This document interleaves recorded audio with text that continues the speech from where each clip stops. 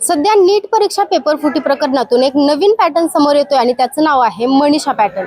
आणि यामागचं कारण म्हणजे पुण्यामधून 4 जणांना या प्रकरणी अटक करण्यात आलेला आहे आणि त्यामधल्या 3 ज्या आहेत त्या मनीषा नावाच्या आहेत, महिला आहेत। आणि यामधीलच एक म्हणजे पहिली जर पाहिले तर मनीषा वाघमारे, त्यानंतर मनीषा मांढरे आणि कालच सीबीआयने पुण्यातील सदाशिव पेठ या ठिकाणहून एका तिसऱ्या मनीषाला अटक केलेला आहे, जिचं नाव आहे मनीषा हवालदार। आणि तिच्याच निवासस्थानी आता मी सध्या उभी आहे। आपण जर पाहिलं तर मनीषा हवालदार जी आहे ती या ठिकाणी लक्ष्मी निवास सोसायटीमध्ये जी आहे ती गेल्या 23 वर्षांपासून वास्तव्यास आहे। आणि याच मनीषा हवालदार जे आहे ती पुण्यातील शेठ हिरालाल सराफ जी नावाची जी प्रशाला आहे त्या ठिकाणी देखील अनेक वर्षांपासून मुख्याध्यापिकेचं पद जे आहे ते त्यांच्याकडे होतं। आणि याच मनीषाकडून नीट परीक्षेचा पेपर फोडण्यामध्ये मोठा सहभाग असल्याचं सीबीआयला समजलं आणि सीबीआयने काल त्यांना अटक केलेली आहे।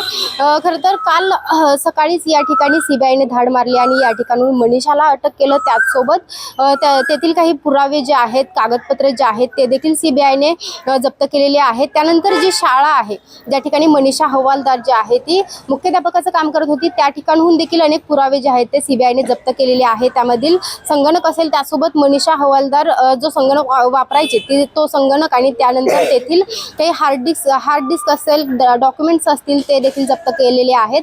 खरं तर नीट परीक्षा पेपर फुटी प्रकरणामध्ये भौतिकशास्त्राचा जो पेपर होता त्यातील अनेक प्रश्न जे आहेत ते या मनीषा हवालदारने फोडल्याचं सांगण्यात येत आहे।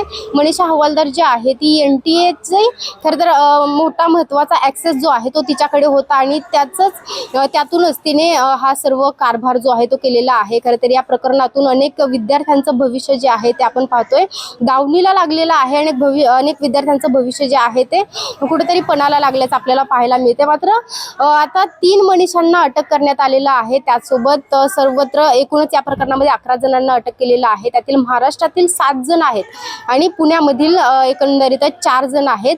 त्यामुळे पुणे कुठेतरी याचं केंद्रस्थान बनत असल्याचं पाहायला मिळते आणि सीबीआयने आता या सर्वांची कसून चौकशी करायला सुरुवात केलेली आहे। या चौकशीतून आता पुढे काय बाहेर येणार हे देखील पाहणं महत्त्वाचं असणार आहे। मात्र मनीषा हवालदार जी आहे ती या ठिकाणी वास्तव्यास होती, तिची मुलं जी आहेत ती परदेशात शिक्षणासाठी आहेत आणि मनीषा हवालदार जी आहे ती अशा पद्धतीने इतर जे विद्यार्थी आहेत जे नीट परीक्षेचा अभ्यास करत होते त्यांच्या भविष्याशी खेळण्याचा प्रयत्न या पद्धतीने करत होते आणि त्याची चौकशी आता सीबीआय कडून करण्यात येत आहे। या चौकशीमधून आता आणखीन काय बाहेर येणार? खरं तर या 3 मनीषा आहेत आणि हा खरं तर योगायोग म्हणता येईल की या पुण्यामधूनच 3 मनीषा ज्या आहेत त्या या प्रकरणाचा खरं तर सर्व एकत्रित येऊन या प्रकरणाची त्यांनी नीट पेपर जो आहे तो फोडण्याचं काम केलेलं आहे। मात्र या मनीषांपासून आणखी काही मनीषा ज्या आहेत यामध्ये सहभागी आहेत का हे देखील पाहणं महत्त्वाचं असणार आहे। आणि या प्रकरणातून सीबीआयच्या चौकशीतून अजून काय बाबी बाहेर येणार, काय पुरावे बाहेर येणार हे देखील पाहणं तितकंच महत्त्वाचं असणार आहे। पुण्याहून स्नेहल निमगिरे, डिजिटल प्रभात।